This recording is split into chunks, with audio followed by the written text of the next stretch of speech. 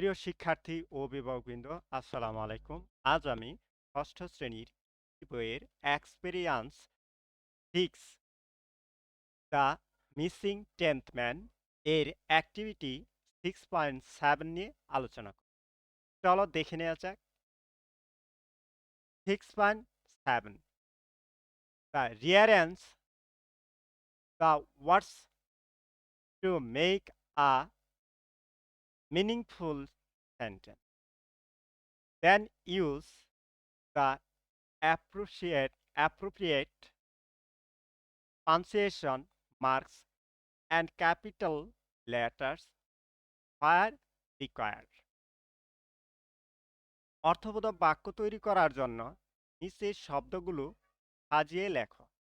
প্রয়োজন অনুযায়ী সঠিক জ্যোতিচিহ্ন এবং ক্যাপিটাল লেটার ব্যবহার করো। চলো দেখে নেওয়া যাক। A garden is beautiful this a tree. আমরা এটাকে মিনিংফুল করার জন্য পাশে অ্যাক্টিভিটি আনসার 6.7 লিখেছি। এখন এখানে this this is is a a beautiful beautiful tea garden. এখানে আমি this is a beautiful tea garden, এটি হয় একটি সুন্দর চায়ের বাগান। এভাবে লাইনগুলো শব্দগুলো লাইনটা সাজিয়ে লিখেছি এবং সেন্টেন্স অর্থটা একসাথে ব্যবহার করা হয়েছে একটি লাইনে। এই জন্য সেন্টেন্সে আমি একটি ব্যবহার করেছি। বক্তার বক্তব্য করা হয়েছে জন্য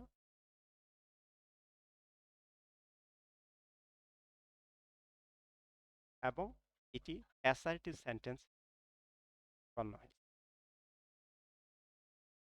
ফ্রেন্ড ডিয়ার হ্যালো, আমি এটাকে সাজিয়ে লিখেছি হ্যালো ডিয়ার ফ্রেন্ডস।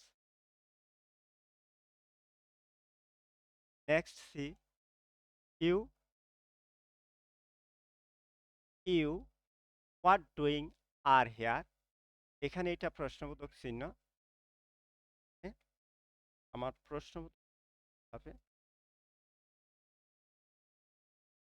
তো what are you doing here. এখানে এটা প্রশ্নবোধক থাকায় আমি এখানে প্রশ্নবোধক ব্যবহার করেছি। হোয়াট আর ইউ ডুইং এটাকে সাজিয়ে লিখেছি যে তুমি এখানে করতেছ। তার পরেরটা দেখি। Rana my is dear neighbours.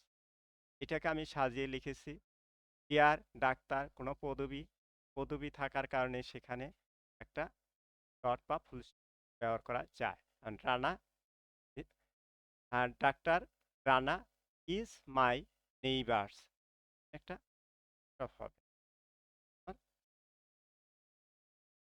শেষ হয়েছে। নেক্সট ই number brought a fun interesting and a and colorful book I। এটাকে আমি সাজিয়ে লিখেছি I brought a funny। এখানে কথাটুকু শেষ হয়নি বিধি তাই কমা ইন্টারেস্টিং অ্যান্ড কালারফুল বুকস। আমি এখানে একের অধিক দেওয়ার কারণে কমা ব্যবহার করেছি। আবার এখানে বক্তার বক্তব্য না হওয়ার কারণে আমি কমা ব্যবহার করি এবং পুরো লাইনটার এখানে দেখা যাচ্ছে যে আমার বক্তার যে কথাগুলো সম্পূর্ণ আমি একটি করেছি। বন্ধুরা এই আমার 6.7 অ্যাক্টিভিটি। যারা আমার এই চ্যানেল এখনো তারা সাবস্ক্রাইব করে নাও এবং বেল বাটন অন করে দাও এবং লাইক কমেন্ট শেয়ার করতে ভুলবে না। লাইক কমেন্ট শেয়ার করলে আমি নতুন অনুপ্রাণিত হই। তো নেক্সট দেখা যাক 6.8 অ্যাক্টিভিটিতে কি আছে। Read the following story and fill in the gap using capital letter or punctuation marks. Then tell the story to the class using proper আর ইন্টোনেশন। নিচের গল্পটি পড়া এবং প্রয়োজন অনুযায়ী ক্যাপিটাল লেটার ও জ্যোতিষিহ্ন পূরণ করো। তারপর সঠিক ইন্টোনেশন আর স্বরভঙ্গি ব্যবহার করে শ্রেণীতে গল্পটি বলো। তো চলো দেখে নেওয়া যাক আমরা এখানে পাঞ্চুয়েশন মার্কগুলো কিভাবে বসাই, অর্থাৎ জ্যোতিষী কিভাবে বসাই। বন্ধুরা, তারা আমার এই পাঞ্চুয়েশন কাজ দেখনি, আমি আই বাটনে দিই, তুমি কাছে দেখে নিবে আরো ভালোভাবে। তো চলো শুরু করা যাক। এখানে আমি তোমাদের বোঝার সুবিধার্থে আমি এখানে লাল লাল করে প্রত্যেকটা পাঞ্চুয়েশন মার্ক দেওয়ার চেষ্টা করেছি। One day in a village. এখানে ওয়ান্স আমরা জানি শব্দের কোনো সেন্টেন্সে শব্দ যদি থাকে, ওয়ার্ড যদি তার অক্ষরটা বড় হাতের হয়, আমরা ওয়ান্স এর স্মল লেটার পরিবর্তে ক্যাপিটাল লেটার ব্যবহার করেছি। তাহলে এটার অর্থটা আমাদের দাঁড়াচ্ছে যে once is a village there'll live a wise man. একদা এক গ্রামে এক জ্ঞানী লোক বাস করত। Next sentence, the people from nearby village, লোকজনরা ভিলেজ পাশের গ্রামেই হতে হ্যাভ বিন কামিং আসতো, পাশের গ্রাম থেকেই লোকজনরা আসতো টু দ্য ওয়াইস ম্যান, জ্ঞানী লোকটির কাছে। আমার এই সেন্টেন্সে প্রায় বক্তব্য শেষ হওয়ার কারণে আমি এখানে ফুল স্টপ ব্যবহার করি। Next, they complain about the same problem every time. তারা প্রায়ই এখানে তাদের অভিযোগগুলো নালিশগুলো করত। ওয়ান ডে করতো, এখানে পুরো সেন্টেন্সটাই আমার শেষ হয়েছে, সেজন্য আমি এখানে ফুল স্টপ দিয়েছি। বন্ধুরা, আমার এখানে আরেকটা ফুল স্টপের করতে এখানে দে এইচ এর জায়গায় এখানে ই ক্যাপিটাল লেটার হবে। তো তারপর দেখে নেওয়া যাক। ওয়ান ডে একদিন, হি টোল্ড দ্য ভিলেজার্স, একদা একদা গ্রামবাসীদের বলল, hash dear friends and listen to a jokes.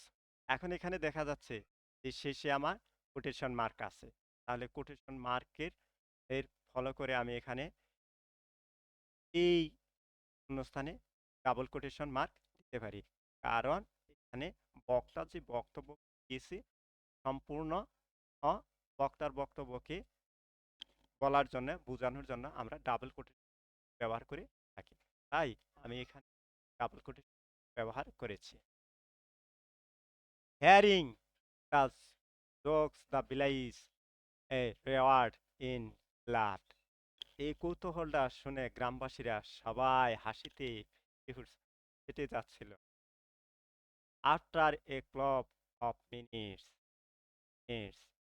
দেখা যাচ্ছে এখানে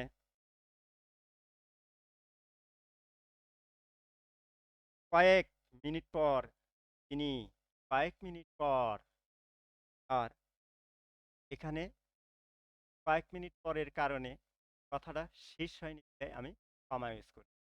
এখন he told them the same jokes and only a few of them মেল। কয়েক মিনিট পর আর তিনি একই কৌতূহল বললেন এবং কয়েকজন হাসলেন। Next, when he told the same jokes for the third time, no one laughed anymore. এখানে আমার বাংলাটুকু হলো যে যখন তিনি একই ফল তৃতীয়বার বললেন, কেউ তার হাসলো না। এখন এখানে হোয়েন আমরা জানি সেন্টেন্সে ওয়ার্ড থাকে সেটা লেটার লাল আর লেটারে লেটার করে। Next 7 hash the wise man smell and said. জ্ঞানী লোকটি হাসলো এবং বলল।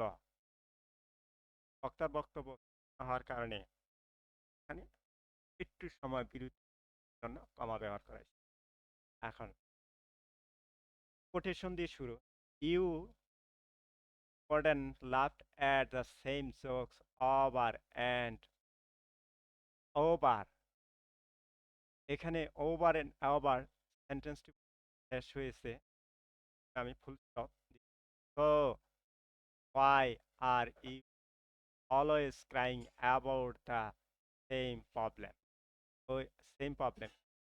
এই কোটেশন থেকে বক্তার বক্তব্য হুবহু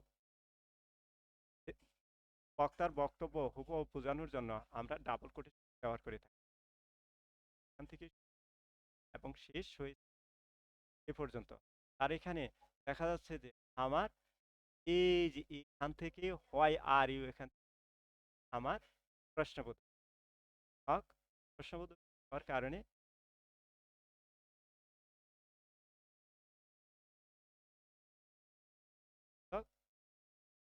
মার্কস এবং বাক্যের সেন্টেন্সের অর্থ এখানে শেষ করার কারণে আমি এখানে আর এখানে কোনো সেন্টেন্সে কোনো ওয়ার্ড থাকলে